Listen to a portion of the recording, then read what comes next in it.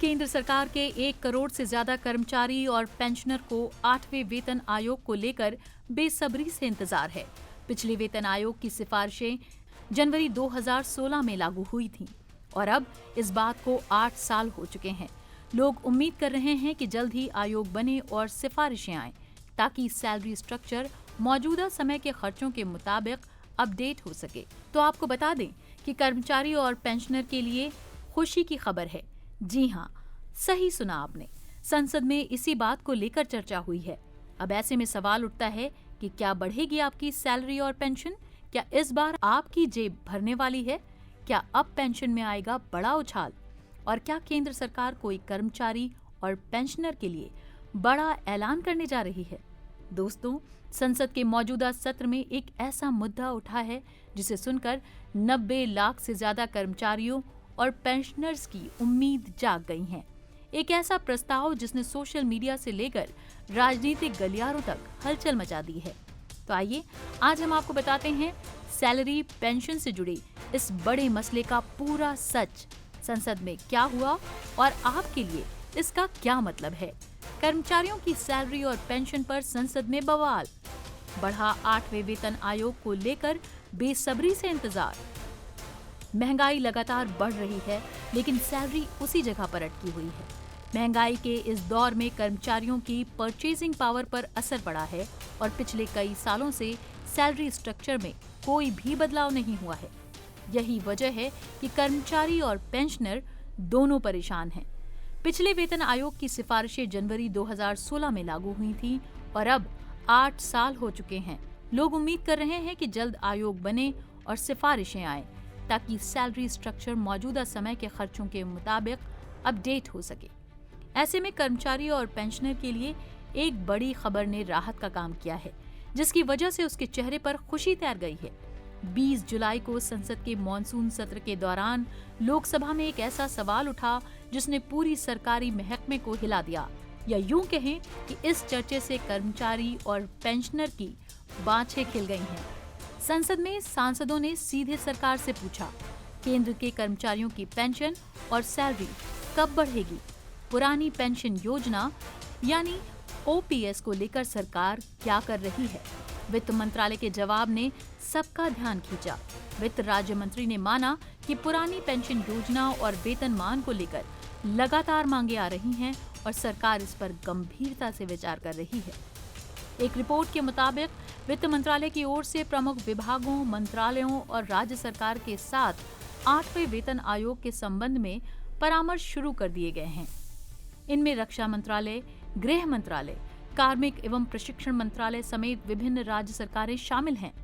लोकसभा में एक लिखित उत्तर में वित्त राज्य मंत्री पंकज चौधरी ने इसे लेकर तस्वीर साफ करते हुए कहा कि सभी से इनपुट मांगे गए हैं और आयोग का औपचारिक नोटिफिकेशन जारी होने के बाद इसके अध्यक्ष और अन्य सदस्यों की नियुक्ति कर दी जाएगी। हालांकि उन्होंने साफ किया कि अभी तक किसी भी नाम की घोषणा नहीं की गई है। अब ऐसे में सवाल उठता है कि बात बन तो रही है, लेकिन क्या वाकई कुछ बदलेगा? क्या कहते हैं आंकड़े? सिर्फ केंद्रीय नहीं बल्कि राज्यों के कर्मचारी भी इस मुद्दे पर मुखर हैं। देश में लगभग 48 लाख केंद्रीय कर्मचारी हैं और करीब 60 लाख पेंशनर्स हर महीने सरकार से जो पेंशन ले रहे हैं। अगर सैलरी बढ़ती है तो उसका सीधा असर बजट पर पड़ेगा, लेकिन इसके बावजूद कर्मचारियों की बढ़ती जरूरतें और महंगाई इस मांग को मजबूती दे रही हैं। एक अनुमान के मुताबिक अगर 15% सैलरी बढ़ाई जाती है तो सरकार पर 1.2 लाख करोड़ रुपए का अतिरिक्त बोझ बढ़ेगा। ऐसे में सवाल उठता है कि क्या सरकार इस बोझ को उठाने के लिए तैयार है? सरकार कर्मचारियों और पेंशन भोगियों को वेतन महंगाई भत्ते के जरिए संशोधित करती है और हर 6 महीने में समीक्षा के बाद इसका ऐलान किया जाता है।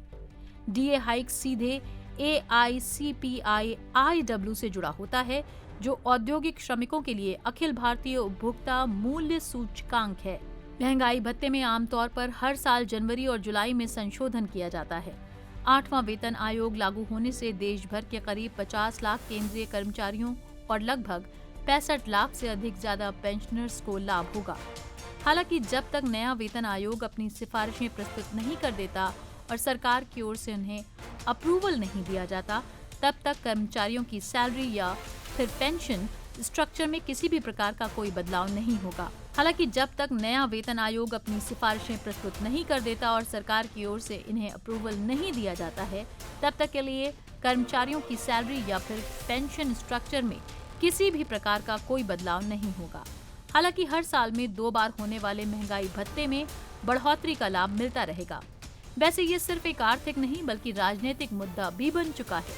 विपक्षी पार्टियों ने साफ कहा है कि हम पुरानी पेंशन योजना को फिर से लागू करेंगे। कर्मचारियों को उनका अधिकार मिलना चाहिए। वहीं सरकार का रुख थोड़ा सधा हुआ है।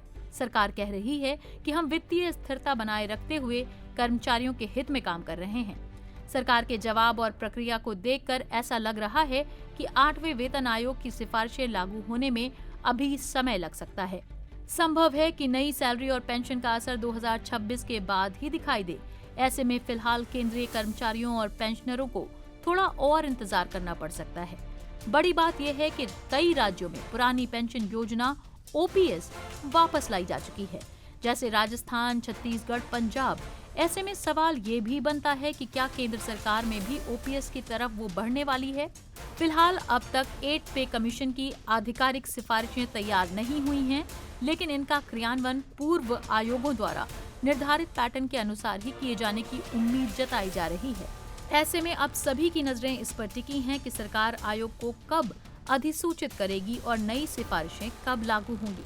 फिलहाल ये उम्मीद की जा रही है कि अगर सब कुछ समय से हुआ तो 2026 तक नई सिफारिशें लागू हो सकती हैं।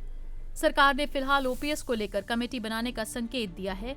इसके अलावा महंगाई भत्ते में जल्द ही 4% की और बढ़ोतरी का अनुमान है।